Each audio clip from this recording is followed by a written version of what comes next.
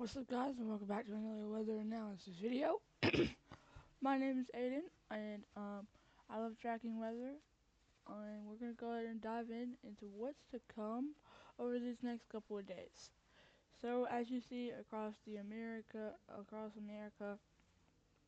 you have nothing going on except for some storm showers down there, and we have a low pressure system up here, just bringing light rain, and then we have all of this, uh, all of this near Washington and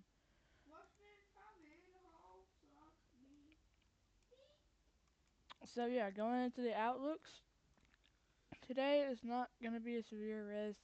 Tomorrow there's not like a more severe risk, but the return of severe weather comes back on Sunday, and it's for the parts of the Mississippi Valley and Midwest. So we have a slight risk. We have already an enhanced risk, a 3 out of 5 risk in place for parts of Tennessee, Jonesboro, Product, and this is this in Evansville. So yeah, this we have a slight risk. We have an enhanced risk, and then we have the slight risk in parts of North Mississippi all the way to uh, Louisiana, up here to Chicago or near Chicago, and parts of that. And then moving on, uh, we don't have any tornado risk, but this is a 30% of severe risk. But also down here, for this day 4, this is Monday, heading into the Carolinas. Severe weather is coming out of the severe threat that was in here, that was over here, and it's just moving across, going into the Carolinas and stuff. So we don't have any other types of severe weather risks. Those are the 2 days. But looking at the GFS model, because it is so far away, these days are far away. We're gonna show it to y'all real quick, and it's gonna show, and it's right here. This is the little. It's gonna be straight line winds, right here, and it shows right there. So it is. It does develop. It does, and it does not stop. It moves on into the Carolinas. So, so the next, and then we're gonna look at our storm fuel. This is our surface-based cape. This is a cape for this storm. We're gonna play it. You'll see it's gonna be there, and it's gonna be and it's gonna be like down here, and it's gonna be Texas. So we will have some storm fuel down there in Texas as it moves across. Remember, this is the GFS model, so we do have spotty patches.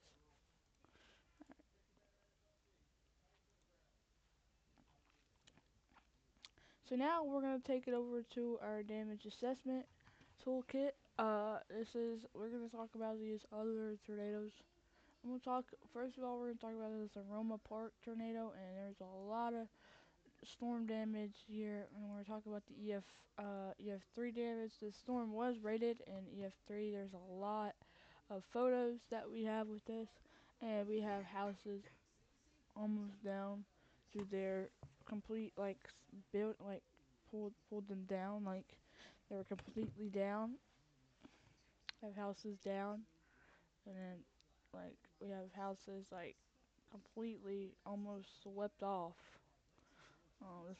This was rated an EF3 tornado, with multiple debris across the area.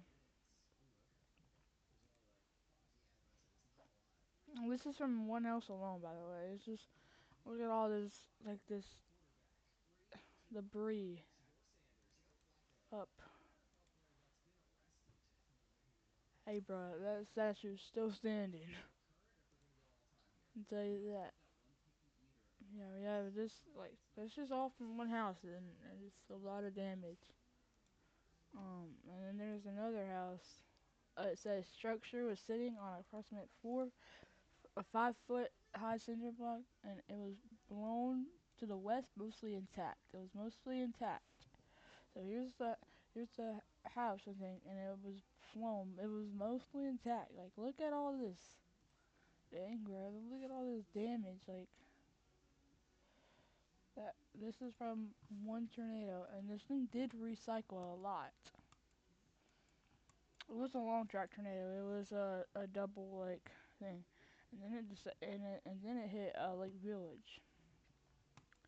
But the Knox tornado, our first tornado emergency, this was rated an EF2 with EF2 damage back here at this house. We do have images. So this was EF2 damage back here. Like, no. So yeah. And then we also had, this was the cycle. This was one of the cycles of this tornado, and it was rated an EF1, I think. Yeah, EF1. It was three injuries. This tornado over here had 3 fatalities and 11 injuries. And then the Knox tornado had 0 on 0 EF2.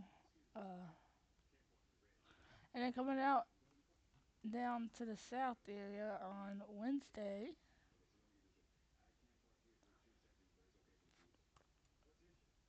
we had a tornado. Let me see if this was on Wednesday, 311. Yep, this was on Wednesday, it was in EF1. We have no attachments on for this one, but it was in EF1.